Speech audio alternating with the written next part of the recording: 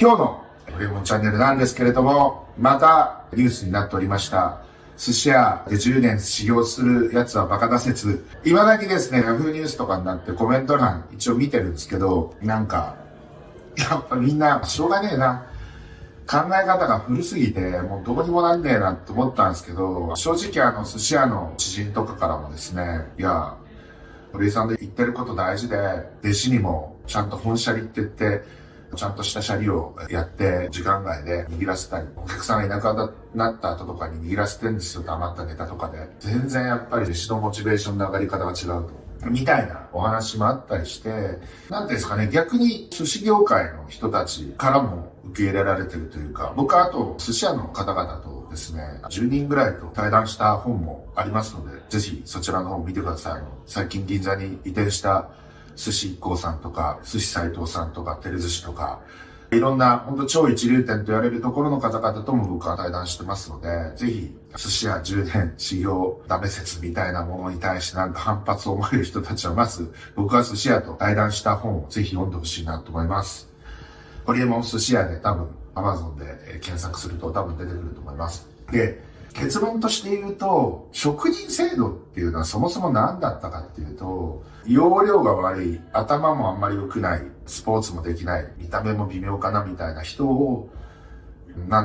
修行させるというか、そういう人たちは10年必要なのかもしれないんですけど、っていう話なんですよ。僕も皆さんが議論してる中で見つけたものがあって、確かに、容量悪かったり、頭あんま良くない人とかって結構いて、でも、その人たちも生きていかなきゃいけないじゃないですか。だから寿司屋に限らず、何か一つのことを10年やれば、なんとか一人前になれるでしょうみたいな、多分そういう、もちろん能力の高い人もたくさんいると思うし、っていう人もいるんだけど、それが一緒くたになっちゃってるんだよね。結構、センスあるし、YouTube とか見るだけでも相当知識もつけられるし、手先も器用だよね、みたいな人もいっぱいいるわけで、その人たちに10年修行させるって本当に時間の無駄だし、10年っつったら一生の何分の1よって話なんで、もったいないよね。人生、若い時は特に本当に貴重なんで、それを10年間寿司屋だけに捧げるっていうのは、俺はちょっと違うと思うし、社会全体からしても僕は損失だと思う。っていうような話をしてるんであって、何もできなくて、容量も悪くて頭も悪いみたいな人だったら、それは10年かかるかもしれないよね。それはそれで、だから、それがごちゃっとして議論されてるのが、ちょっと変なのかなっていうふうに思ってるっていうことです。寿司は一生修行だよとかって言うんだけど、それ別に修行というよりは、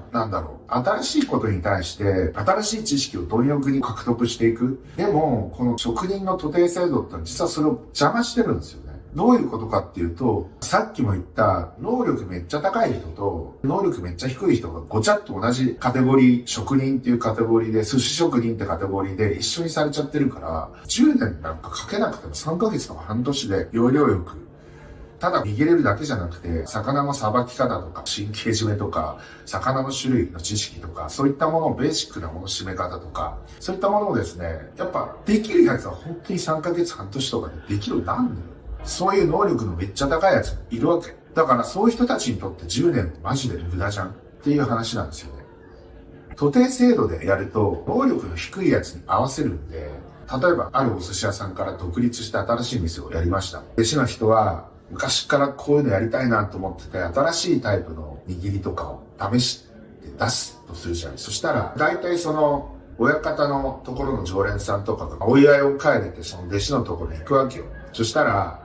親方のところではやんなかった仕事をしてたりとかすると、最近調子に乗って、大将に教えてもらった仕事以外のこともやってますよ、とかって言って、そしたら、親方が怒るわけですよ。俺をこんなこと教えてねえぞ、とかっつって。でもこれも、結局、弟子たちも含めた、この親方のお店の信用に関わるから、能力の低いやつが、生半可な知識でそういうことやっちゃうと、失敗して、とんでもねえものができたりして、評判が下がるわけ。そうすると、親方の店の評判も下がるからやめとけって話なんですよね。ボトムに合わせてそういう仕組みができちゃってるから、進化が遅いよね。寿司って、シャリの上にネタを乗っける。それ以外のね、巻物とかいろいろありますけれども、めちゃくちゃ自由自在なんだよね。だからカリフォルニアロールなんて多分邪道中の邪道だって日本の寿司屋さん思ってると思うけど、でも西洋の人からしたら黒い海苔ってのは不気味らしくて、だからあれ裏巻きにしてるんだけど、そういうところとか